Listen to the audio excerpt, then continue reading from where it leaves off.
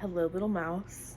It has been almost 2 months since I have read for you. In that time, I got to meet you in person.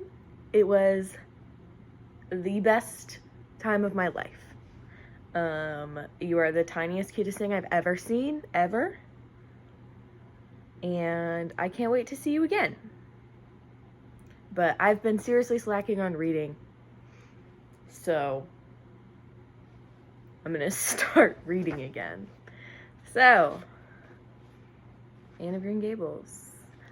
I'm not sure I even remember what happened last, but chapter 6.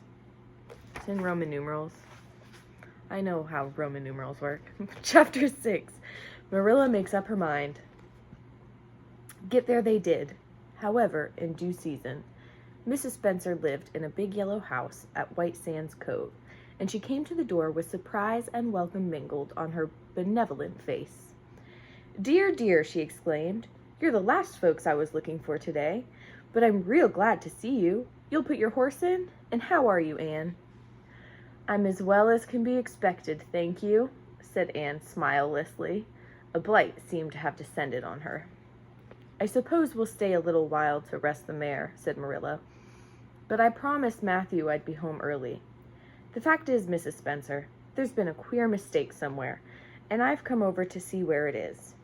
We sent word, Matthew and I, for you to bring us a boy from the asylum. We told your brother Robert to tell you we wanted a boy, 10 or 11 years old. Marilla Cuthbert, you don't say so, said Mrs. Spencer in distress. Why, Robert sent the word down by his daughter Nancy, and she said you wanted a girl. Didn't she, Flora Jane? Appealing to her daughter, who had come out to the steps.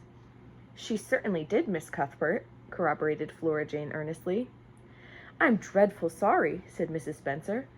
It is too bad, but it certainly wasn't my fault, you see, Miss Cuthbert. I did the best I could, and I thought I was following your instructions. Nancy is a terrible flighty thing. I've often had to scold her well for her heedlessness. It was our own fault, said Marilla resignedly. We should have come to you ourselves and not left an important message to be passed along by word of mouth in that fashion. Anyhow, the mistake has been made, and the only thing to do now is to set it right. Can we send the child back to the asylum? I suppose they'll take her back, won't they? I suppose so, said Mrs. Spencer thoughtfully, but I don't think it will be necessary to send her back. Mrs. Peter Blewett was up here yesterday, and she was saying to me how much she wished she sent by me for a little girl to help her. Mrs. Peter has a large family, you know, and she finds it hard to get help.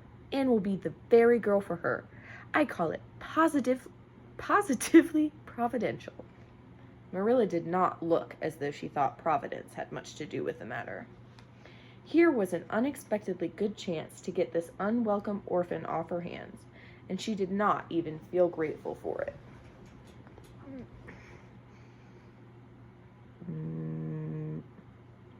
She knew Mrs. Peter Blewett only by sight as a small, shrewish-faced woman without an ounce of superfluous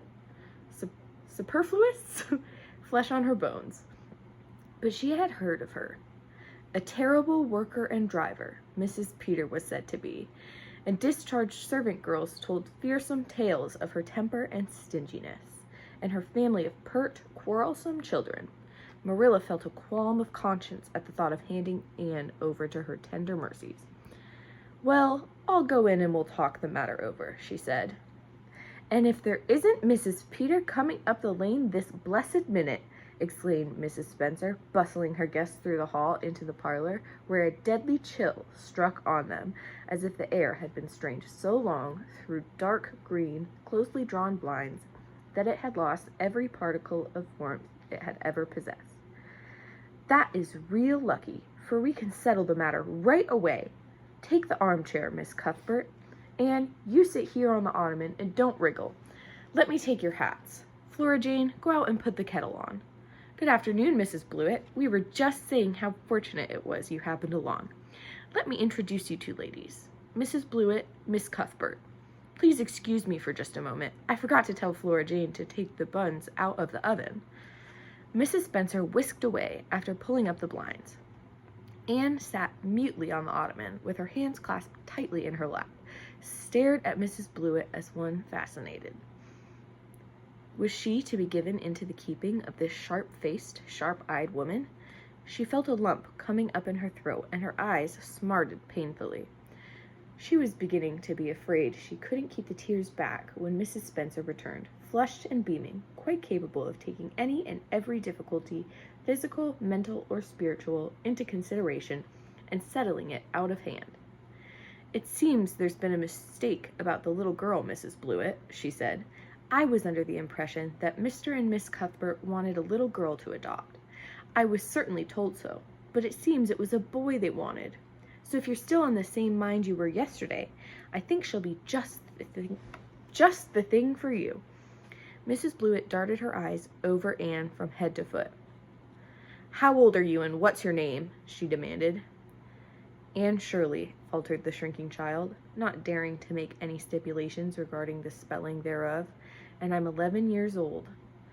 "Humph!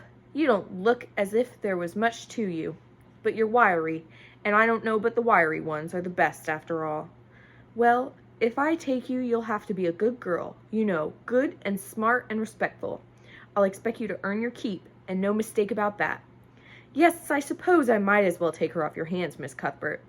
The baby's awful fractious, and I'm clean wore out attending to him. If you like, I can take her home right now." Marilla looked at Anne and softened at the sight of the child's pale face with its look of mute misery. The misery of a helpless little creature who finds itself once more caught in the trap from which it had escaped. Marilla felt an uncomfortable conviction that, if she denied the appeal of that look, it would haunt her to her dying day. Moreover, she did not fancy Mrs. Blewett. To hand a sensitive, high-strung child over to such a woman, no, she could not take the responsibility of doing that. "Well, I don't know," she said slowly. "I didn't say that Matthew and I had absolutely decided we wouldn't keep her.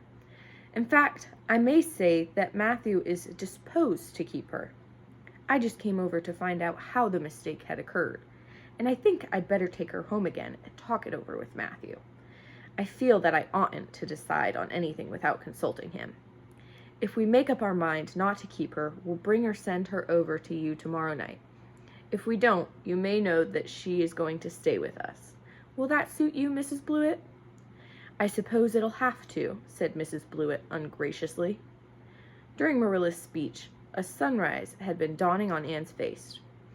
First, the look of despair faded out. Then came a faint flush of hope. Her eyes grew deep and bright as morning stars. The child was quite transfigured, and, a moment later, when Mrs. Spencer and Mrs. Blewett went out in quest of a recipe the latter had come to borrow, she sprang up and flew across the room to Marilla. "Oh, Miss Cuthbert, did you really say that perhaps you would let me stay at Green Gables?" she said in a breathless whisper, as if speaking aloud might shatter the glorious possibility. "Did you really say it, or did I only imagine that you did?" "I think you'd better learn to control that imagination of yours, Anne, if you can't distinguish between what is real and what isn't," said Marilla crossly. "Yes, you did hear me say just that and no more. It isn't decided yet, and perhaps we will conclude to let Mrs. Blewett take you after all. She certainly needs you much more than I do." "I'd rather go back to the asylum than go live with her," said Anne passionately. "She looks exactly like a gimlet." Marilla smothered a smile under the conviction that Anne must be reproved for such a speech. "A little girl like you should be ashamed of talking so about a lady and a stranger," she said severely. "Go back and sit down quietly and hold your tongue and behave as a good girl should. I'll try to do and be anything you want me to." This is an important line in this book, and I should learn to read it correctly.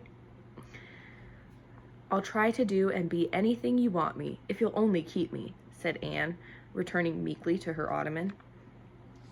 When they arrived back at Green Gables that evening, Matthew met them in the lane. Marilla, from afar, had noted him prowling along it and guessed his motive. She was prepared for the relief she read in his face when he saw that she had at least brought Anne back with her.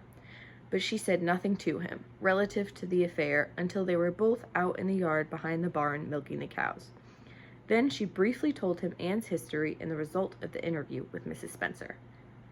"I wouldn't give a dog I liked to that Blewett woman," said Matthew with an unusual vim. "I don't fancy her style myself," admitted Marilla. "But it's that or keeping her ourselves, Matthew. And since you seem to want her, I suppose I'm willing, or have to be. I've been thinking over the idea until I've got kind of used to it. It seems a sort of duty. I've never brought up a child, especially a girl, and I dare say I'll make a terrible mess of it. But I'll do my best. So far as I'm concerned, Matthew, she may stay." Matthew's shy face was a glow of delight. "Well now, I reckoned you'd come to see it in that light, Marilla," he said. "She's such an interesting little thing." "It'd be more to the point if you could say she was a useful little thing," retorted Marilla. "But I'll make it my business to see she's trained to be that. And mind, Matthew, you're not to go interfering with my methods. Perhaps an old maid doesn't know much about bringing up a child, but I guess she knows more than an old bachelor. So you just leave me to manage her. When I fail, it'll be time enough to put your oar in." There, Marilla, you can have your own way," said Matthew reassuringly. "Only be as good and kind to her as you can be without spoiling her. I kind of think she's one of the sort that you can do anything with if you only get her to love you." Marilla sniffed to express her contempt for Matthew's opinions concerning anything feminine, and walked off to the dairy with the pails. "I won't tell her tonight that she can stay," she reflected, as she strained the milk into the creamers. She'd be so excited that she wouldn't sleep a wink. "Marilla Cuthbert, you're fairly in for it. Did you ever suppose you'd see the day when you'd be adopting an orphan girl? It's surprising enough, but not so surprising as that Matthew should be at the bottom of it. Him that always seemed to have such a mortal dread of little girls. Anyhow, we've decided on the experiment, and goodness only knows what will come of it." That's the end of chapter 6. It was kind of a quick one, but the next one's quick too, but I'll read it tomorrow because it's my bedtime. Okay, goodbye. I love you.